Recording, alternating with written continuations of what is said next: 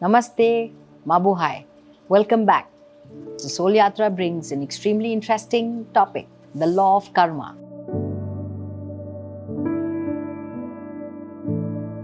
It's common, right? You must have heard it so often. But let me share something which is going to be a little different than what you usually hear. So law of karma and astrology go hand in hand. What's the word karma? Karma basically, in pure proper pronunciation, it is karm. And karm means an action. But actions can be of different kind. It can be your thoughts, it can be your words, it can be your act. So human karma becomes multidimensional, right? We can be thinking, acting at the same time. We also know that every action in this world, universe, has to have a reaction. So whatever we do must have a result, whether a reward or a punishment. Now what happens is that in our human life, for example, if I had to live 75 years of age, I would have probably created 75,000 karmas. And in this human life, I did not get the result of all the karma I did. So I only got the results, good or bad, of say 50,000 karmas, but 25,000 were left over. How is that going to work? So I know that many beliefs or many institutions or many religions do not believe in the transmigration of the soul, but astrology does, Vedic astrology does. So what happens here? The soul is an energy body. It is not supposed to die, right? Have you ever heard no energy body can die?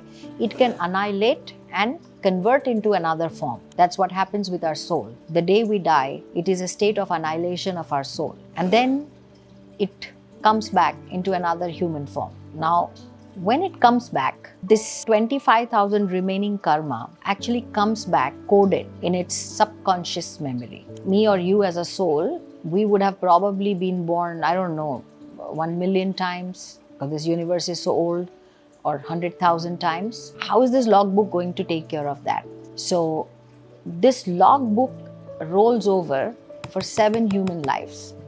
And that's why if you come to India or in Hinduism, 7 lives play an important role. So for example, when we get married, the husband and the wife, they take vows by circling the sacred fire. That circle is 7 times. It's called feras, 7 feras. When we have a death in family, we go and give, there's something called pindadan, where you go and pray and offer for, attainment of nirvana, moksha for the person who's passed away. In that process, the priest who's getting that done, he always says that today we close the books of accounts of the last 7th generation of yours. I was talking to a few doctors, and interestingly, what I understood from them, that most likely our DNA, it keeps on mutating every generation. So if I have a certain DNA coding, chromosomal coding, it will mutate in my son or daughter and take a slightly variant shape, or there'll be different, the characters will change a little. By the 7th generation, the DNA becomes a completely new set, a new DNA with completely new codings. Isn't that interesting, right? Now, what is DNA? So when you would have heard that, he's so much like his father, he's so much like his grandfather, or he's so much like his maternal uncle, or etc., right? We carry traits in astrology or world or in the law of karma, because we are those souls who have again come back in our lineage. The actions what we did and the results which we did not get, whether good or bad, those have come back as our DNA, or as we have brought that as our value system. So the way we act sometimes can be of that. So let me tell you, for example, if I have certain traits in me, and if it is identified that 3rd generation grandfather or grandmother seem to be similar like me, or rather I am similar like that, maybe I am that soul who's come back. And I have a ledger balance which is bringing my karma back. Now, 7 generations I said. So when you and I will die in this generation, the books of the previous 7th human life accounts will close and we'll start a new one. Now the total of this 7 human lives karma is called accumulated karma, sanchit karma. And from this, a portion is allocated in every human life. That's allocated karma In India, we call it the prarabdh, which is our non-erasable destiny. We've already done it. It's time for us to reap the rewards or be punished. Do you know, you'll be surprised to know that in your current human life, almost 70% of my result is of my that allocated karma. It's 30% where I have the free will karma, the power to do things, either to balance what I've done or to continuously do good. The remaining is getting logged. And this will answer a question of yours. Why does it happen? Sometimes we feel we don't deserve it, but we get it, right? Maybe my debit balance was active, but the irony is that when something good happens with us, we don't question. When we know that maybe we didn't do enough to deserve that, but we just love to take that credit. But those are the times we should realize that either my credit or my debit balance was active. Now, what astrology does is, if you can decode that chart, there is always a Lagna chart, my main chart, which is talking about my current, my future. Along with that, there is a chart called Navamsa chart. This Navamsa chart is my that 70% allocated karma.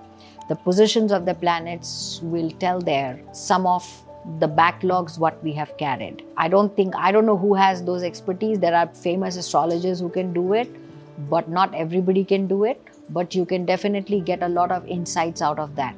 And you know what? How interesting that is, because that can actually help you shape your health, your relationships, and your future life. I mean, it sounds a little crazy, right? But if we ever had to talk more about it, and slowly, I will weave this together to demonstrate how they are all entangled, you will definitely get some interesting answers from this. So, for example, our relationships, our career, our wealth, our ailments, our sicknesses, they're all connected with this prarabdha.